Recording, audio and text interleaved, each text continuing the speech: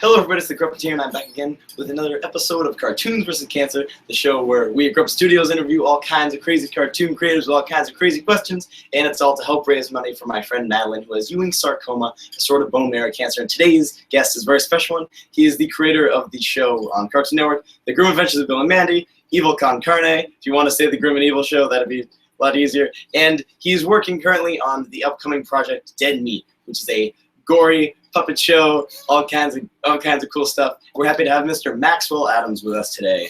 Hi, Max. Hi. Hey, Gruppetstudios. How you doing? Just dandy. So since Maxwell cannot be with us today, we've trapped his spirit, mind, and body inside of this tiny little Grim Reaper right here. I mean, this guy's got some high cheekbones, but I see it. I can see it. Yeah, it's kind of comfortable in here. I don't mind. Yeah, it's all right. These cloaks, it's a little hot in here, but we'll live. So, oop, there's a problem. Cool. All right, yeah, now we're cool. So, I guess the first thing to really go off is like I said, the Grim and Evil show, which for those who didn't know, who made the shows, Maxwell Atoms. The Grim and Evil show was a combination of the Grim Adventures of Bill and Mandy and a show called Evil Con Carne, and they sort of just like put them together into sort of a segmented show, sort of like Dial M for Monkey was for Dexter's Lab, if you will, and eventually, correct me if I'm getting this wrong, but did Billy and Mandy just grow so popular that it sort of stemmed off of Evil Con Carne? Yeah, like you were saying, it literally was the Dial M for Monkey for Billy and Mandy because that's just sort of how they did things. And then at one point they made, Powerpuff its own half hour, and they just decided everything had to be sort of 22 minutes of the same thing. So they actually came to me and gave me a choice on whether I would like to continue with Billy and Mandy or with Evil Con Carne. And that was super early in the game. But I think at that point, Billy and Mandy was already, I think, more in my heart than Evil Con Carne a little bit. So we got to do a final season of Evil, but then from there I just continued Billy and Mandy, because doing two 22-minute shows at the same time is pretty rough. Yeah. And so for those who don't know, sort of like how Codename Kids Next Door came to be, is there was this thing, which can't remember what it was called, but it was this sort of, not exactly telethon, but this pilots block where they'd show a whole bunch of pilots, and you'd call in, there was no text in back then, you'd call in, you'd say, I like Billy and Mandy, and on a certain night they'd show who was the winner, and the short you gave them was Billy and Mandy. How did Evil Con Carne come into the picture? It takes so long to make a cartoon, so I basically finished the pilot for Billy and Mandy, and at that point, the network has to decide what they want to do with it, and it's going to be 9 months to a year before anybody else sees it. So during that time, they were like, well, hey, as long as we're waiting on this, do you want to do another pilot, because we've got another batch coming up next season? So it was actually I guess a pilot from the next batch of. Shoot, even I can't remember what the name of that was called now. I think it wasn't I don't remember what I think somebody said it was cartoon, but that was the block. That was the animation block. Yeah. No, but you guys probably know what we're talking about, or else we just sound crazy right now talking about this. I would hope at least you guys know what we're talking about. And I guess since I'm the first person to interview you since it happened, the big whoop everybody, all the Billy and Mandy fans have been, hungering for is the one cell of animation with, Billy sitting on the bed and Mandy grabbing her fist at the world. Seems to be the unaired Billy and Mandy pilot, but it turns out that there was a unaired Billy and Mandy pilot, being the word that I'm totally going to get wrong is the trepanation of the skull in you? Yeah, you're actually pretty much right on top of that. Yes. That was just a college film that I made, so... the characters were named Billy and Mandy, but they evolved a lot. Yeah. Especially Mandy between that film and the series. Yeah. Could you take us through the progression from happy-go-lucky Mandy to Mandy, I guess? I guess in the college film, she's not really happy-go-lucky. She's just had her brain drilled out. And it's more just this weird thing that she's, sort of trying to get Billy on board with this idea that he should drill a hole in his head. Yeah. So I think when it came to the series, I had actually pitched a different idea, a different series about a superhero, and Billy and Mandy were sort of sidekicks. And Cartoon Network was like, well, hey, we're not going to do superheroes, but we like these two characters.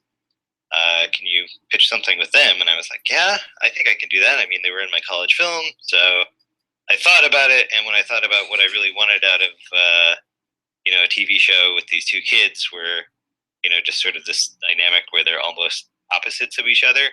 So I think I was really into Billy, and I really liked Billy at that point. And I was like, well, there needs to be sort of the perfect counter to this perfect happy-go-lucky idiot. And I think naturally she just sort of steered in a different direction at that point. So like all normal questions, I gotta know, where did the Grim Reaper come into all of this? That came. There was another show. I was pitching a whole ton of shows when I came out to LA because I assume that's what people did. Yeah. So I had another one that was about a little girl and the devil, and I was like, well, I can't pitch that at Cartoon Network because they already have a devil and they have a lot of problems with that devil, so I won't do that. But that's sort of where a little bit of the Mandy personality came from, and sort of that character's personality anyway. I was like, well, I can't use the devil, but they'll be totally cool with the Grim Reaper. I don't know why I thought that. Yeah. That's not really any better, but they went for it somehow. Yeah. There's a few times they reference, like, I remember one episode where they're walking into a retirement home, and he's like, I'll take, Miss Willsworth on like a Tuesday or something. There's a few times that once or twice. Yeah. Was there any plans to like actually show him doing any too demonic things that the network was like, nope, can't do that? No, we actually got away with a lot more as far as that goes than I thought we would in the beginning. Early on, there were focus groups for just about everything. Like, can he wear the robe, and can he hold the scythe, and can he be called the Grim Reaper? And I was happy, that we got all those things in the end. But it was always sort of this weird balancing act where once you actually sort of brought, death or dying into play, then things got really touchy. Yeah, I would think that gets a little bit on the touchy side. Yeah. And for those who don't know how the show works, if you'd like to ask a comment to Mr. Adams, he'd hopefully be more than happy to answer it. And just write into the comments below any question you have. The crazier the better, because the more likely it is to get on the show. And this one is, where did you start your animation journey, I guess? Like, where did it all come into your mind? I guess as far as a career goes, it was when I moved out here and started work at Hanna-Barbera right before it got bought by Cartoon Network. Yeah. That was 1996. Is that why so many Hanna-Barbera characters appear in Grimm? Yeah, definitely, because I was working at Hanna-Barbera, and in the beginning, at least, we had access to the characters from that library. And I don't know if we were supposed to really. Like, later, Warner Brothers seemed to realize what we were doing, and they were like, hey, don't use those characters anymore. But early on, it seemed to be a free-for-all, and, I could throw in the occasional Yogi Bear, and nobody'd yell at me. So that was nice. There's one, I remember one with Fred Flintstone, and then everybody remembers the Yogi Bear episode with the crazed Yogi Bear. Yeah. That was all like Boo Boo Runs Wild, now that I think about it, if you remember that one. John Cage short. But so I guess as an animation nerd, what was it like working at Hanna-Barbera in those early days? As an animation nerd, it was amazing. Both Mr. Hanna and Mr. Barbera were still in there kicking around doing their thing, and all the big shows of the 90s and 2000s were just kind of starting up. I guess Dexter's Lab was in its second season by the time I got there, but Powerpuff was just starting up. It was sort of a really cool vibe with a lot of really great artists, and I get to work with some of them to this day, so that's cool. In the comments, your weeaboo mystic would like to know if it is true that Jack was supposed to make an appearance in the Halloween Bash episode. I guess that's a rumor. Is it true? If it is, I've forgotten about it. So we're gonna go with maybe. Maybe. That's a solid maybe. That's a good maybe too. Yeah. I like that Halloween Bash episode. And the next one, it's a long one, I think. Nope. Good. Oh yeah. Like yes. Cool. So yeah, in terms of working at Hanna-Barbera and meeting Mr. Josephine Barbera, you got any good stories about working at Hanna-Barbera? I guess. I guess one of my favorite things was we would have cake days for people's birthday, and Mr. Hanna was sort of responsible for the birthdays, so he would come in and cut the cake. And I think at that point in his life, he just didn't care about people's birthdays. So he would just come in with this big butcher knife and just slaughter the cake, and then grab a piece in his hand and throw it on a plate and hand it to you. Like with his hand, just like pick it up and throw it on the plate. Yeah, it was good stuff. Were they like around the studio a lot? Did they like come by and check on you every once in a while? Yeah, they were there every day. I think they were sort of mostly dealing with not so much the new stuff, but a lot of their properties and the Flintstones and all that stuff. In the comments, Cash Atkinsade would like to know if you would please talk about the infamous troubles of producing the Underfist special. For those who don't know, Underfist was the sort of kind of series finale for a part of Billy and Mandy, where sort of the underdogs of the show teamed up to defeat these Halloween people, and it is known for having a little bit of a troubled history, if you wouldn't mind talking about it. Yeah, the weird thing is, I feel like in the beginning at least, it wasn't all that troubled. Billy and Mandy was wrapping up, and I had another completely different series I was talking to Cartoon Network about, and then somewhere in the middle, I was talking to some of the crew, and it started as a joke just about doing this dumb action series with some of the characters. Yeah. And then the more I thought about it, the more I thought it was actually a joke that was worth pursuing. Yeah. So I made up a Bible, and Cartoon Network liked it, and I made this massive board, and then we just started making it, and it really didn't get weird until right around the time we'd finished it, and that's when Cartoon Network decided not to make cartoons anymore. So the nice thing is, like, I don't feel like it's troubled because I got to make it, and sure, not as many people saw it as I would have liked, but we did get it done, and then Cartoon Network went on for a couple years to not make cartoons and make other things. And fortunately, they came back. I guess that'd be a good question is, have you seen any of the CN Real shows? And if you have, which ones and what are your opinions? It's been so long, and I think just having worked there and, having myself and literally everybody I know basically get kicked out so that they could make them might have colored my opinions a little bit. But yeah, I don't remember a whole lot of good things about it. If for those of you who might be a little foggy on the memory, Andrew WK, he was there, like a lot, like in a lot of the promos. That was a thing. It happened. Things happen. And back again, your Weeaboo Mystic would like to know where the idea of Nigel came from. Yeah, it says Nigel. Yeah, cool. The only Nigel I remember is Hector Concarne's son. I'm assuming that says who he's talking about. Nurgle. Yep. Nurgle. Yeah.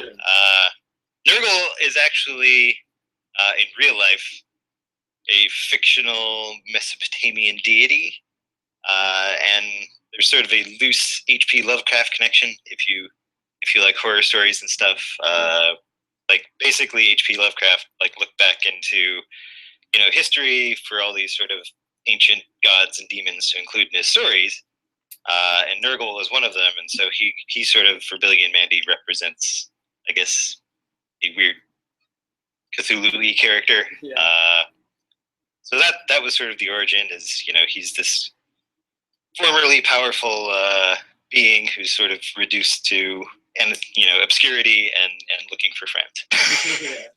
There's if you watched a lot of Bill and Mandy, which I'm guessing you did, but in the audience, obviously there's a lot of Lovecraft, a lot of mythology and stuff. I guess the question is, what kind of stories and especially artists inspired you to come up with this mosh pit of just mythology and stuff? I've always loved stories and especially mythology. Like as a kid, I really loved Greek and Roman myth, and into my adulthood, I just kept reading all this stuff. So I guess when it came to doing a show about the supernatural, I just wanted to stick as many. And I kind of do this with everything. It's like I just jam as much of the stuff that I love into what I do. Would you say there's any myths that you tried to make work for a sort of children-aimed television show that you just couldn't fit in? There's definitely things that didn't come out, like types of stories and genre stories that I don't think came out as well as I wanted them to. Like you mentioned the Fred Flintstone one earlier. Yeah. And I kind of wanted that one to be a little more like bleak and introspective than it was. Maybe it's good that it wasn't, but like I wanted it to just be this weird like Iceman thing from Fred Flintstone's point of view, where like he just wakes up and it's 2,000 years later and he can't deal with the real world. And I guess on the veins of that, what are your opinions on shows now that use a lot of mythology and lore, like say, Steven Universe or not Steven Universe, Gravity Falls or Legend of Korra? Like it's cool. I think Gravity Falls includes a lot of sort of more modern conspiracy stuff, which is definitely not something you normally see on TV. And I feel like Legend of Korra sort of has its own mythology, but maybe I'm wrong about that. Yeah, well, sort of a lot of mythos, a lot of stuff goes into it. Yeah. But would you say it's sort of hard to write a lore for your own show, I guess? I don't know. For me, that's part of my favorite thing. It's one of my favorite things is world building. So definitely, most of what I do has some of that in there anyway. Cash Akinsade would like to know why puppets keep popping up in all of your shows, which might be a little more obvious in Dead Meat, but in other shows. And what do you like about puppets that really draws you to the medium, if you will? I think it's, when I was growing up, I was really into cartoons, and during the time I was into cartoons, the Muppet Show was on, and that was big for me. And I remember being really jealous of my neighbors that had HBO because they could watch Fraggle Rock and I couldn't, so I ended up making my own Fraggle Rock. But I don't know, there's something about puppets where they're like, it's still a cartoon in a way, but it's almost real. But I think it's just that childhood attraction to it, and that's why they ended up in Billy and Mandy, and that's probably why there's puppets in Dead Meat to some degree. So with that amazing transition, would you mind telling us a little bit about Dead Meat, your upcoming project? Sure. It's a post-apocalyptic buddy action movie featuring puppets. It's about a mutant hunter named James Heckler and his dog that he calls Dead Meat.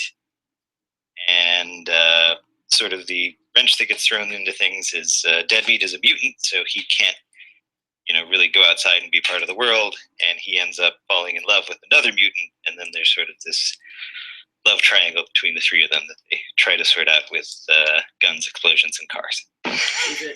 Is it entirely done with like puppets and models? Yeah, actually, it's I've just sort of finished compositing some of the first scenes, and I'm super excited about it. Like, it doesn't look, it looks kind of real, but it looks, I don't know, puppety, inappropriate, but it's all sort of practical effects that are combined in After Effects digitally, so it has sort of a unique look to it. Sounds pretty interesting. If you'd like to find out more about Dead Meat, I'll probably make a link in the description about where you can go to find out more. But definitely check Maxwell Atoms on Tumblr for more details. What's going to happen? Check it out. Check it out. It's probably gonna be, I feel we're a bit biased, but I feel it's going to be pretty cool. So you mentioned before that you're big into world creating. Would you mind taking us through the process of how you sort of build a world in a cartoon? It's usually just combining a lot of ideas that I think are fun or cool. And, sometimes those don't end up really working with the stories or the characters you want to be telling stories about. So you have to go back and peel things out. But it's like a lot of times it's just little things like Billy and Mandy's neighborhood of Ennsville. I just kind of wanted it to be this super dumpy, unpleasant place. And it's not horrible, but I think that's kind of, it's in the background and it's there, and like it's all just sort of these little decisions that add up to, I guess, enriching the world that you're creating. And I guess in terms of enriching, one thing, it was just a personal thing, but in a lot of cartoons, maybe Dexter's Lab or Powerpuff Girls, for example, like the early Cartoon Network stuff, a lot of characters would have thick outlines on them. You know, thick outlines on their gloves or their hands or anything. But, you know, if they went into their body, the outline would still be there. One thing that I specifically remember of Billy and Mandy, especially watching it back, is that the thick outlines are really only on the silhouettes of the characters. Is there a certain love for that kind of style that you like? Because I really don't see it anywhere else, actually. No, I think that was, like, early on, I think I felt some pressure to flatten things out. Mm-hmm. And I don't really remember where that came from, but as the series goes on, you'll, like, notice by the end of the series that the thicker lines are kind of almost gone. Yeah. And we did some stuff with, like, really when I was starting out too, I was like, I want, you know, everything to be super, you know, just iconic, where it's really simple shapes and really, really clear against the backgrounds and stuff. And early on, we had like these kind of weird abstract shapes in the background, and I think over the series we toned those down too. But yeah, that was just all sort of early decisions that I guess that I regretted. That later I tried to subtly peel out of there. I think they look all right in a non-biased way. I think they look pretty cool. I mean, definitely, I can't think of any other cartoon that does that sort of style, actually. Strider Rad, which I can speak, would like to know if there are any particular artists that inspired you outside of, you know, authors or like artistic kinds or painting. Like book authors? No, like just any kind you want. Yeah. I mean, yeah. There's so many things that I love. It's really hard to pin it down. But you know, when I was a kid, I think I may have lost audio. Did I lose you? No, you're fine. Okay. Yeah, I really enjoyed Stephen King books and you know, Steven Spielberg movies, action movies of the 80s and 90s. I don't know, so many things. It's hard to pin it down. Would you say that if you, like, you know, in every episode of Billy and Mandy, you kind of like dropped in a certain thing that you just really liked? Yeah, I think so. Like, I mean, there's the Lord Byron episode, and throw that in randomly. Yeah. I guess this is just a personal one, and it might be obscure for the audience members, but just hear me out. So, in an episode, I think it's My Fair Mandy, is what it's called, which ends with this great Powerpuff Girls reference, which we might get to later. But there's this scene, and Grimm's talking about what he used to look like, and it shows this picture of this guy in his underwear eating out of a cereal box, or like next to a cereal box. And I don't remember the exact context of it, but if you remember, what was up with that? That actually, I made a blog post on my Tumblr about that this year, but it was our executive from the show, Jay Bastian, and over the years, you know, we became good friends.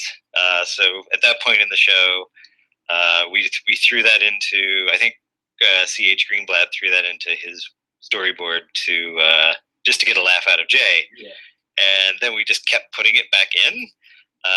So finally, by the time we got to the finished animation, we just cut that picture back in, and somehow it got approved, and so it made it all the way through. Was that just like a picture you guys took, or did you just like find that like lying around somewhere? I don't remember. I may have taken that of him because we went to Las Vegas a few times way back when, so maybe that was from then. Although I think he's getting cereal, so I'm not sure. Yeah. Well, he's got one of the cereal boxes of the vampire in the show, so I don't know if were those a real thing? I don't think those were a real thing. No. Oh, and for the record, we just got confirmation. The block we're talking about, where you'd call in the pilots, was called What a Cartoon. Okay. In case anybody at home was, really racking their brains about that, or didn't go on to Google. So, the next question, as Schreider Rad would like to know, what is your all-time favorite movie or movies? Again, very difficult, but I will say probably the movie that I watched the most in my life was Predator. Oh yeah. Like somewhere between the age of like 15, maybe 14, and like 21. Like I saw that movie so many times. So many times. This always gets Predator fans either super happy or super sad. How do you feel about the Alien versus Predator movies? Sad. Like, you'd want it to be good. Yeah. The idea is good. Were you an Aliens fan as well? Oh yeah, sure. That's another one where I could probably quote most of the movie. Like, if I were pressed to do so. we might get into that later. Did you draw a lot as a kid? And if you did, where did that turn into animation? Yeah, my mom actually just came to visit and dropped off a box of my old stuff from when I was a kid, and there's drawings in there from when I was, 6 months old, and they look like scribbles, but I got faces by too, so that's pretty good, I guess. Yeah. But yeah, I've always drawn, and I've always, I think it's just I've always been into drawing and storytelling, and by the time I got, through high school, I knew that's what I wanted to do, and animation just seemed like sort of an exact fit for that. Yeah. Where'd you go to school for that? University of the Arts in Philadelphia. It's like right smack in the middle of Center City, Philadelphia. University of Philadelphia. Maxwell Atoms approved. So, would you say like that there's there's a movie in general that you watched and you were like, I want to get into that medium, like in terms of animation? Not anything like all by itself.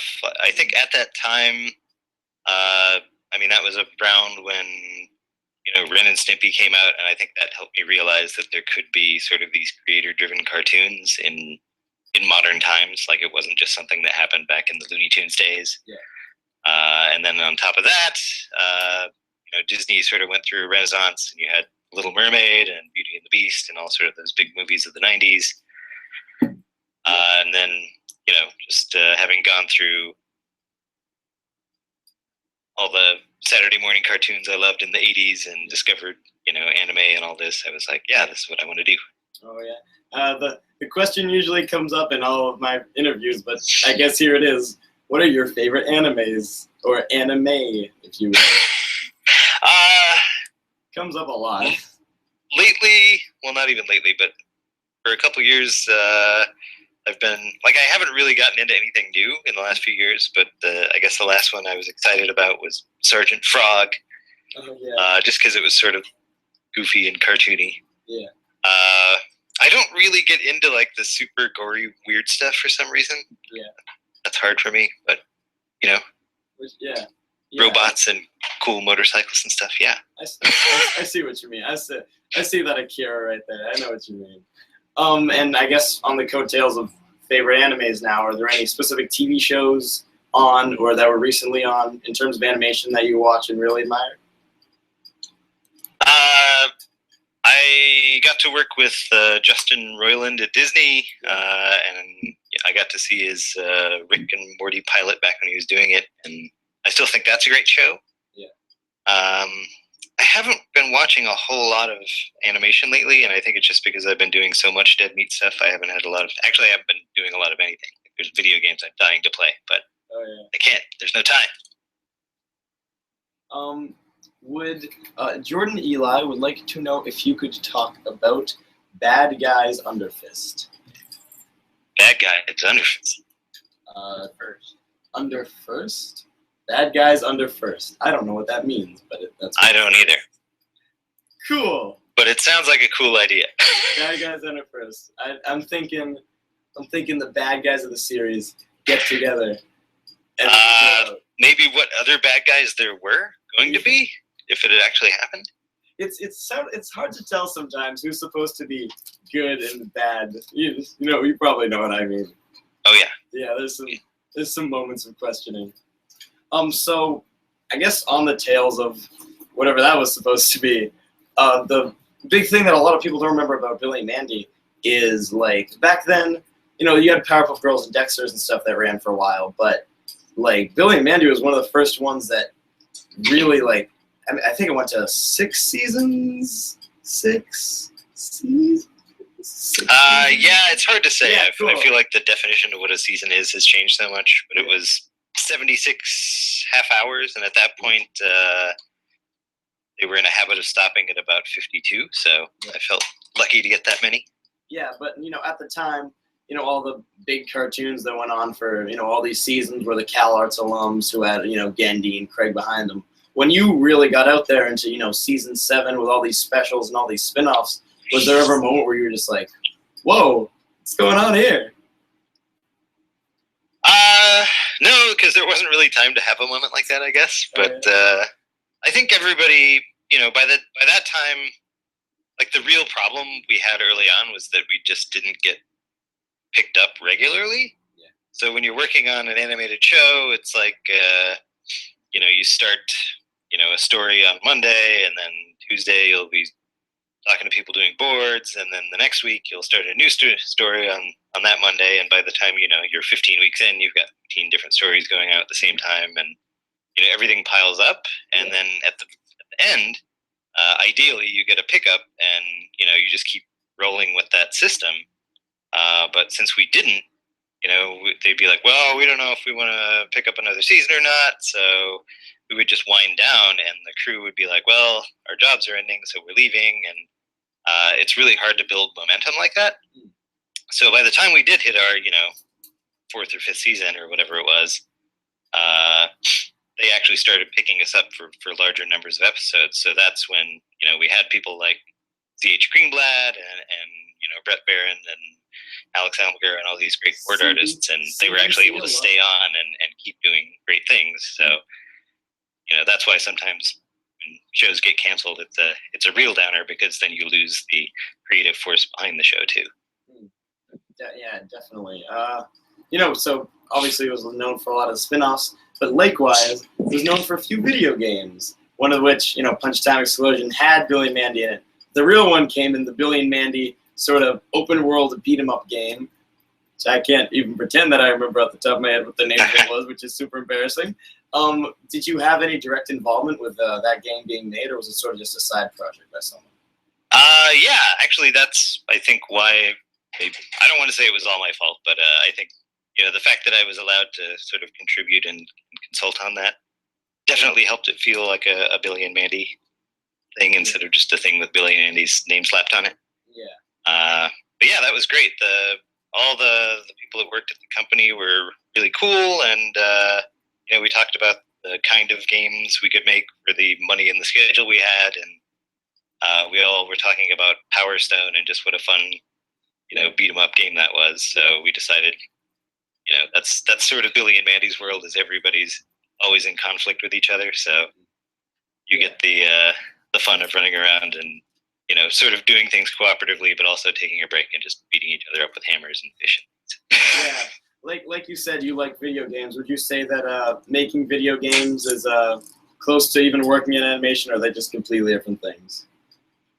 There's. I mean, I haven't really dug that deep into the game thing, so I assume that there's, things that are similar and things that are different. When I started Dead Meat, everyone's like, well, you're not really saving yourself any trouble, because, you have all these problems with animation. You're just trading in animation problems for different problems. And that's probably the way it is with games too, is, there's things that are familiar, but it's also a whole different mess. Yeah. I can see what you mean there. In the comments, Big Nasty 98 would like to know, what is your favorite part about the animation industry, which is it can be an interesting one. Yeah. Like for me so far, it's just been fantastic to be able to have an outlet to tell weirder stories, and tell stories rapidly. Like the great thing about TV is, there's no time to get bored. You're always doing something new. Yeah. Whereas on a feature, you can just sort of get stuck in that. Yeah. But yeah, I've drifted away. What was the question? What's your favorite thing about the animation industry? About working in it? Yeah, just that they let us actually make animation. How amazing is that? Yeah, I think that's pretty cool. talked to a few people who make shows. It's all right, I guess. They Yeah. say it's pretty neat. Likewise, Mila Zhao, I'm sorry about that, butchering the name, would like to know how long it takes, I guess, you personally to make a storyboard for working in animation. The schedule seemed to be shorter these days, but it's usually what they give you is about 4 to 6 weeks, depending on if you're going to be doing like an animatic in there as well.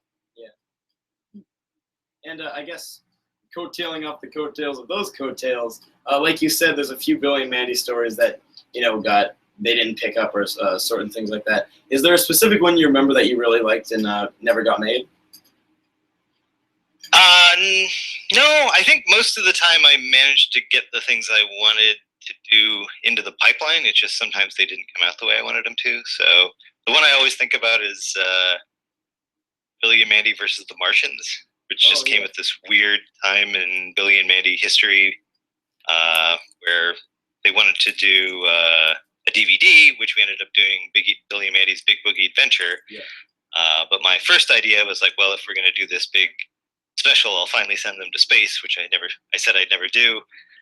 So I kind of came up with the seed of an idea for that, and the network wasn't really on board with doing a space show for the DVD. So I was like, okay, can I do it as a regular episode? And I think it was too big of an idea for a regular episode. Like it didn't translate over well. Yeah. But we did get to do it. Yeah. Oh, and on top of it, immediately after they were like, no, we don't want to do a space show. Then they were like, oh, and we're doing this crossover space show where it's Billy and Mandy crossed over with every other show on the network. Yeah. And it's got to have cheese in it. It's sponsored by Kraft. Oh, really? Was that the... Yeah, and I think by the end it wasn't sponsored by Kraft. Like that fell through or something, but that's where the cheese came from. Do you think Kraft specifically was like, we want this show about the Grim Reaper to make our cheese go, or do you think... Yeah, I don't know. I probably shouldn't even ask that question.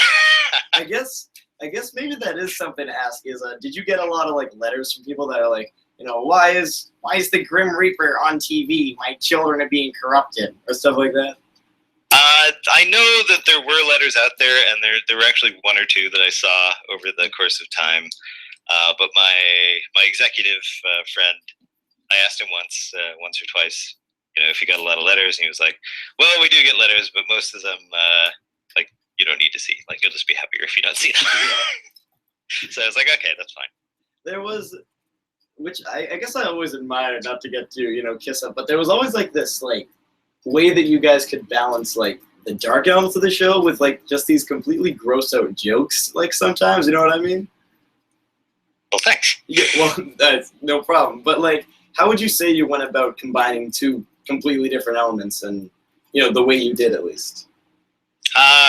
I mean, I did want it to be sort of a darker toned comedy than Cartoon Network had at the time, but mostly I just kind of wanted to get it where it was funny, because I wanted us to get picked up, and we kept having these sort of sluggish pickups. So I always felt like it was sort of a Mad Magazine sort of show, like where we're just lampooning things and we're being a little bit dark, but not too dark. Yeah.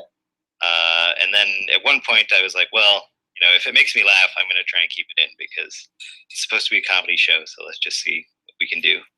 So I think it was just sort of a natural evolution of me sort of pushing my own sense of humor onto the show, I guess. Yeah, I can see that. If Pat McHaley's talked about that before with how he put Greg in Over the Garden Wall. You gotta have an element that the kids, it can be dark, but you gotta have like sort of an element that the kids can sort of relate to in terms of this show's not horrifying. Yeah. You want to make people laugh before you completely horrify them, I guess.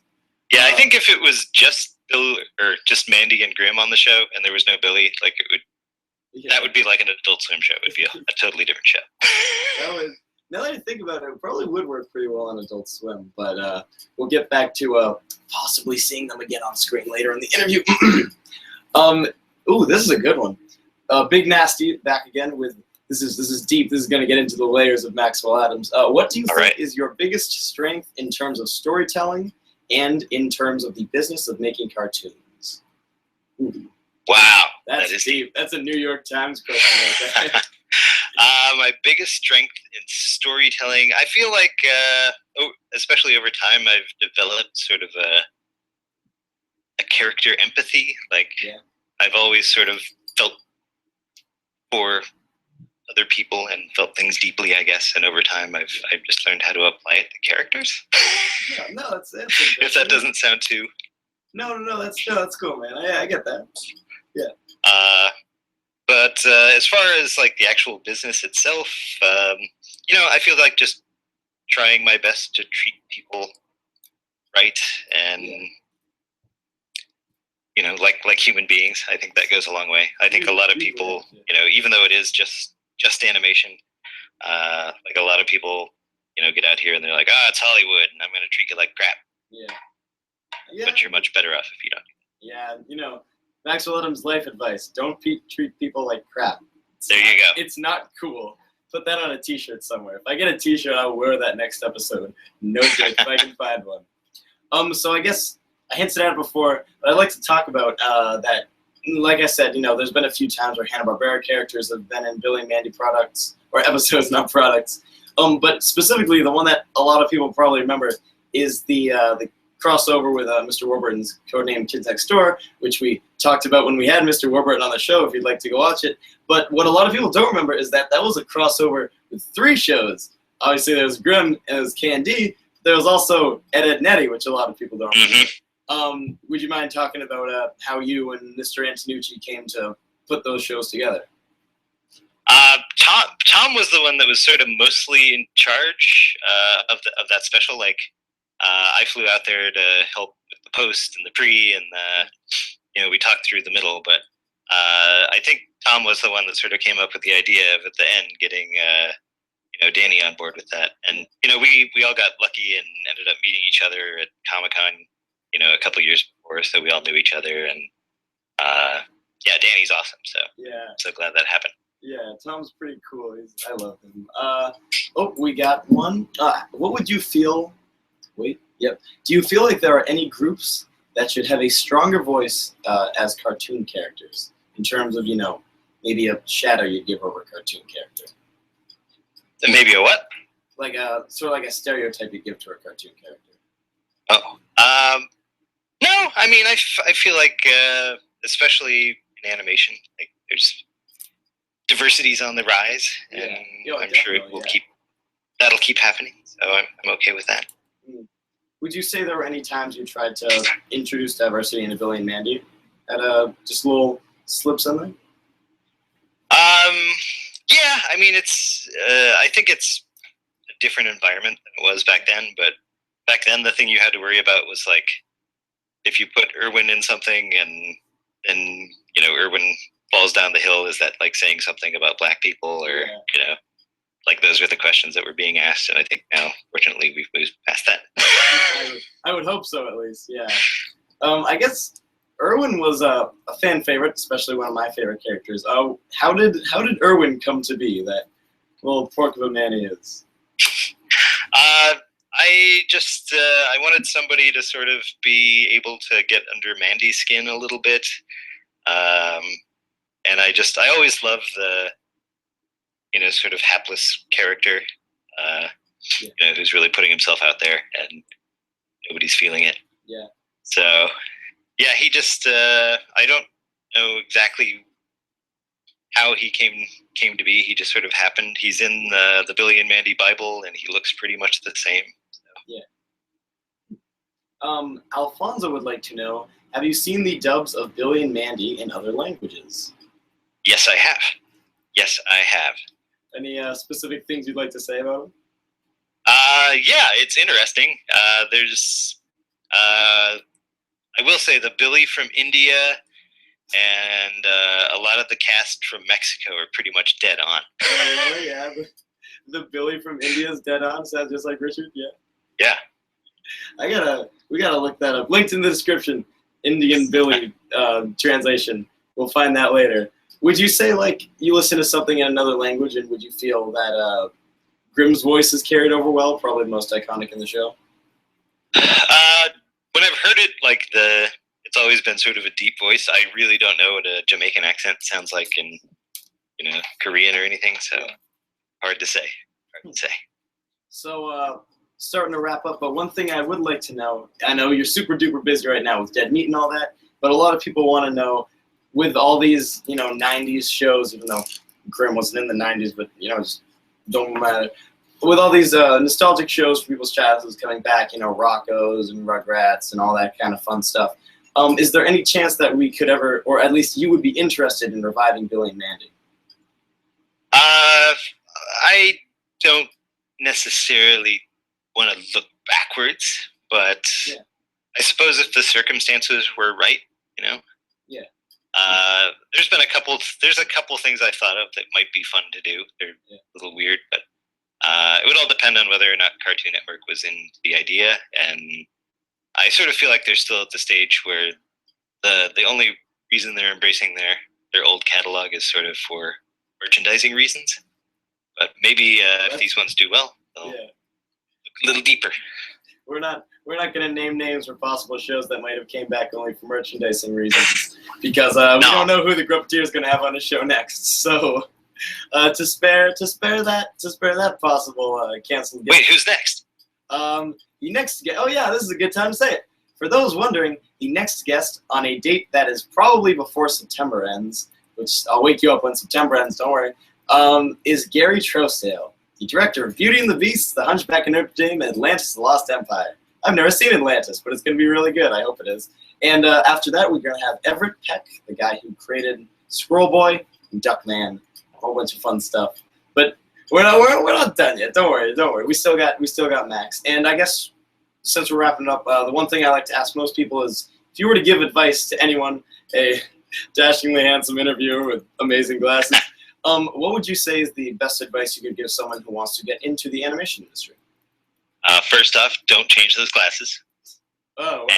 And next, I'd say just make things. I think that's probably the best thing anyone can do right now. Most of the studios I worked at in the last few years, like more and more, they're just getting people off of the internet, like people that have made their own films or animations or have these amazing art blogs.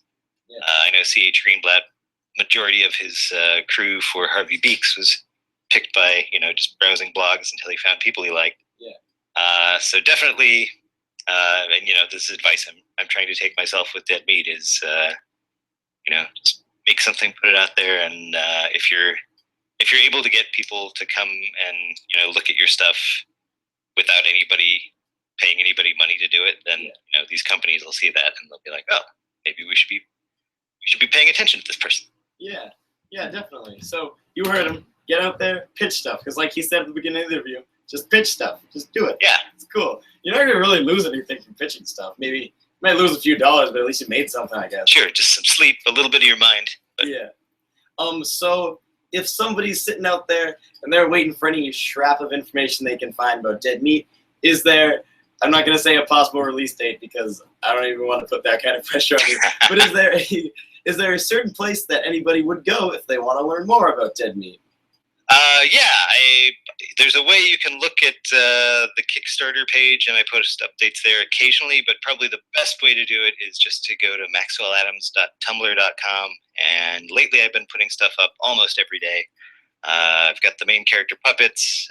Last things to be done are to decorate the VW bus set and cast one actress, and then we are good to go. So things are happening.